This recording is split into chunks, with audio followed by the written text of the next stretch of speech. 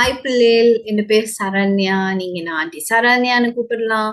உங்களுக்கு ஆன்லைன் மூலமா Sunday school பாடத்தை சொல்லி கொடுக்கறதுக்காக நான் வந்திருக்கிறேன்.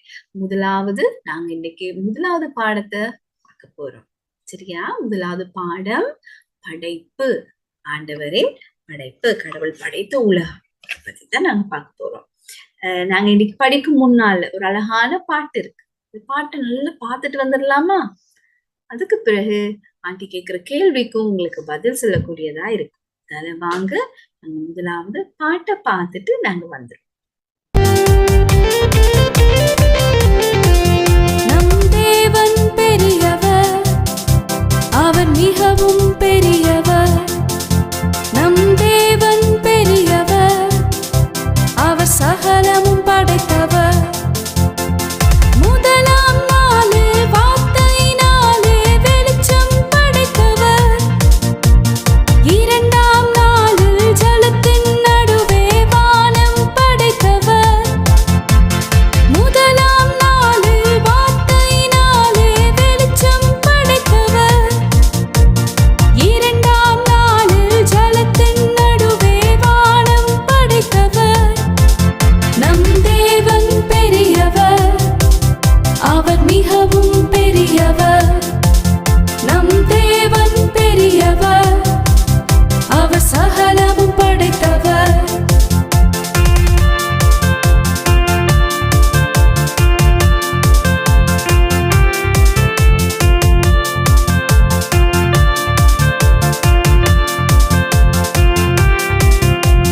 மூன்றாம் நாளில் மரம் செடி கொடிகள் யாவும் படைத்தவர்.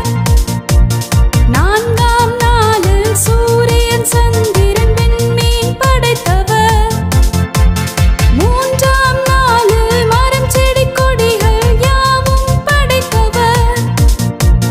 நான்காம் நாளில் சூரியன் சந்திரன் விண்மீன் படைத்தவர். நம் தேவன் பெரியவர், அவர் மிகவும் பெரியவர். நம் தேவன் பெரியவர், அவர் சகலமும் படைத்தவர். ஐந்தாம் நாளில் பறவைகள் மீன்கள் அழகாய் படைத்தவர். ஆறாம் நாளில் மிருகமும் மனிதனும் மண்ணால் படைத்தவர். ஐந்தாம் நாளில் பறவைகள் மீன்கள் அழகாய் படைத்தவர். ஆறாம் நாளில் மிருகமும் மனிதனும் மண்ணால் படைத்தவர். நம் தேவன் பெரியவர், அவர் மிகவும் பெரியவர். நம் தேவன் பெரியவர், அவர் சகலமும் படைத்தவர்.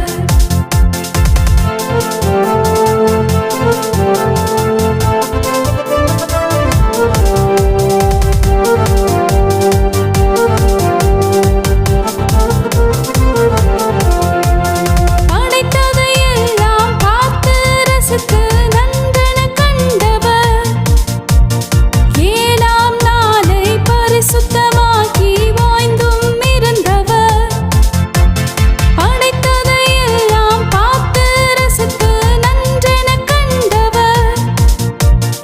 ஏழாம் நாளை பரிசுத்தமாக்கி ஓய்ந்தும் இருந்தவர். நம் தேவன் பெரியவர், அவர் மிகவும் பெரியவர். நம் தேவன் பெரியவர், அவர் சகலமும் படைத்தவர்.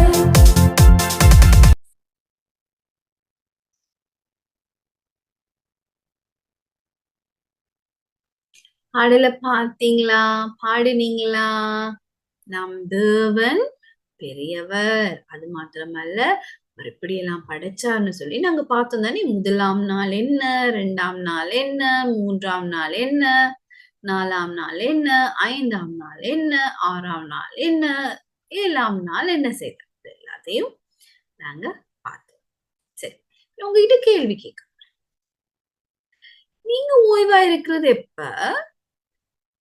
நீங்க ஓய்வா இருந்திருக்கிறீங்களா? ரெஸ்ட் பண்ணி இருக்கிறீங்களா? சண்டேஸ் நாங்க கொஞ்சம் ரெஸ்ட் பண்ணுவோம் தானே. சர்ச் எல்லாம் போயிட்டு வந்துட்டு கொஞ்சம் குறைவு தானே. நீங்க சாட்டர்டேஸ்னா கிளாஸஸ் அப்படி போவீங்க, அப்படியெல்லாம் இருக்கும் உங்களுக்கு. சண்டேனா கொஞ்சம் ரெஸ்ட் பண்ணுவீங்க. சரி. அப்ப நாங்க இங்க பார்க்கிறோம்.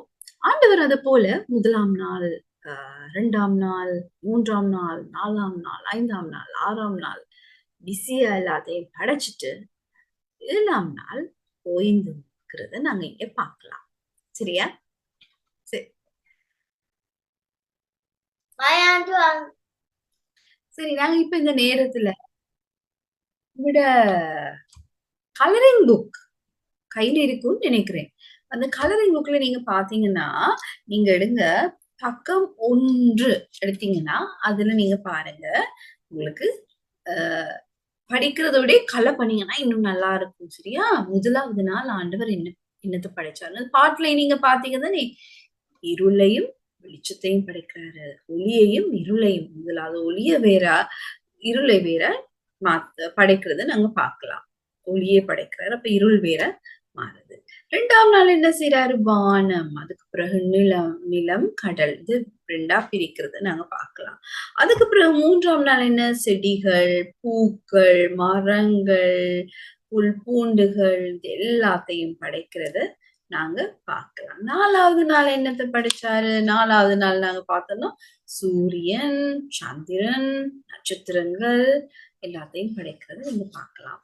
அப்புறம் 5வது நாள் பறவைகள், நிலத்தில் வாழ்ற உயிரினங்கள், பிறகு நீர்ல வாழ்ற உயிரினங்கள் அதெல்லாம் படைக்கிறத நாங்க பார்க்கலாம். 6ஆம் நாள் என்னத்தை படைச்சாரு? தோட்டம் ஒன்றை உருவாக்குனாரு. மிக முக்கியமான படைப்பாகிய மனிதனை படைக்கிறத நாங்க இங்க பார்க்கலாம். ஏன்னா ஆதாமையும் ஏவாளையும் ஆண்டவர் இங்க படைக்கிறத நாங்க பார்க்கலாம். அதுக்கு பிறகு 7ஆம் நாள் என்ன செய்தாரு? எல்லாத்தையும் அழகா ஒவ்வொன்றா ஆர்கனைஸ் பண்ணி எல்லாத்தையும் படைச்சிட்டு 7வது நாள் ஓய்ந்திருக்கிறத நாங்க இங்க பார்க்கலாம். அப்ப அதனால நாங்களும் பார்க்கிறோம், எங்களுக்கு கூட ஓய்வுன்றது சரியான முக்கியமானதுன்னு அந்த ஓய்வு நாளை ஆண்டவர் என்ன செய்தாரு? பரிசுத்தப்படுத்தினாரு. இன்றும் கூட அந்த ஓய்வு நாள் எங்களுக்கு என்னத்துக்கு கொடுக்கப்பட்டிருக்கு? ஓய்வு நாள் கடவுளை பத்தி இன்னும் அறிந்து கொள்ள, கடவுள்கிட்ட இன்னும் கிட்டி சேர எங்களுக்காக கொடுக்கப்பட்டிருக்கிறது. அந்த நாள்ல நாங்களும் என்ன செய்யணும்? சர்ச்சுக்கு போகணும், ஆலயத்துக்கு செல்லணும், கடவுள வார்த்தைகளை வாசிக்கணும். இதுக்காக ஆண்டவர் ஆசீர்வதித்து கொடுத்த நாள் தான் இந்த ஓய்வு நாள். சரியா? பேரு வீட்டுல பிளெண்டர் இருக்கு. பிளெண்டர் பாத்துருக்கீங்களா? சரி, பாத்து இல்லாட்டி கிச்சனுக்கு போயிட்டு அம்மாட்ட சொல்லுங்க, காட்ட சொல்லி. இல்லாட்டி ஏதாவது ஒரு மெஷின், ரைட்? ஏதாவது ஒரு மெஷின் ஒன்று எடுத்துக்கொள்ளுங்க. தொடர்ந்து அது வேலை செய்யணும். என்ன நடக்கும்? தொடர்ந்து யாராவது போடுவாங்களா? இல்ல. ஏன்? அதுக்கு டெய்ல கொஞ்சம் ஓய்வு தேவை தானே? இல்லாட்டி தொடர்ந்து வேலை செய்யுச்சுன்னா என்ன நடக்கும்? பிளெண்டரை பாருங்க, போட்டுக்கிட்டே இருந்தா சூடாயிரம், வேலை செய்யாம போகலாம். அப்ப அதன் மாதிரி மனிதர்களாக எங்களுக்கும் ஓய்வுன்றது மிக முக்கியமான ஒன்று. சரியா?